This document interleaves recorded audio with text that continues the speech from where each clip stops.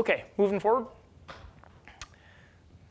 Neat picture here, relatively self-explanatory as we're burning fuels, what this looks like. This is a big deal about what we see in an engine. I'm going to pass around some stuff here. So what you're going to see come by here, or here, let me hold this out in plain day, because this is not that hard to see from here. These are pistons from a Lamborghini Gallardo V10 engine. Factory piston, about 1,000 miles on this. An aftermarket forged piston that has about 1,000 miles on it as well. Running on ethanol, not running on ethanol, factory gasoline engine. So funny, in fact, that those that will recognize the skirts on this are damaged to a point that this piston survived a relatively catastrophic engine failure of another cylinder, and yet this was able to come out and basically be wiped off and look at it and say, man, that's what went into this engine. So you can kind of pass those around and kind of get an idea of what's happening there. Gasoline running on an engine, ethanol content running on an engine. You can look down in there and see the actual porcelain inside there.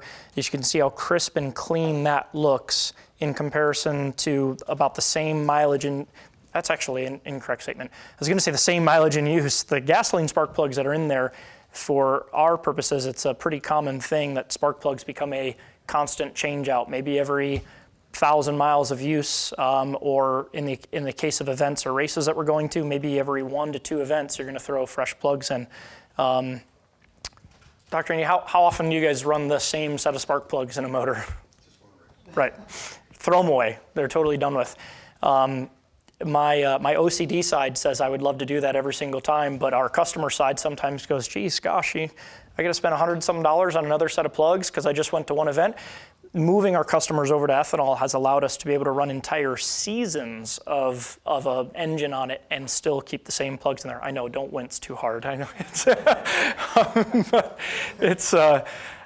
it's been a really fantastic thing for that. Kind of comes back to this maintenance cost thing that was on one of the first slides. If we're able to keep the same components in the engine for a longer period of time, then we're reducing our costs not only on what fuel does the engine run on, but how often are we having to work on that particular car.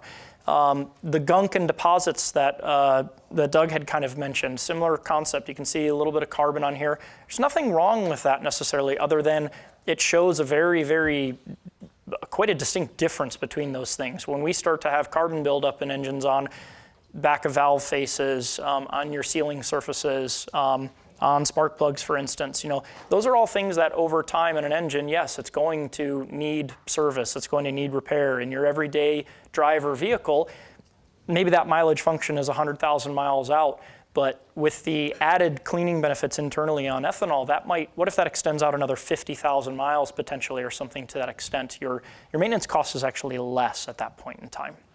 So kind of some fun stuff to look around at there. The oxygen content in ethanol helps to make for a complete, a complete burn in the cylinder at that point. We're horsepower junkies. The more that we can make out of something, the more we're going to. That's just kind of the name of the game. It's never going to end for us. So ethanol has been a key component to letting us do that.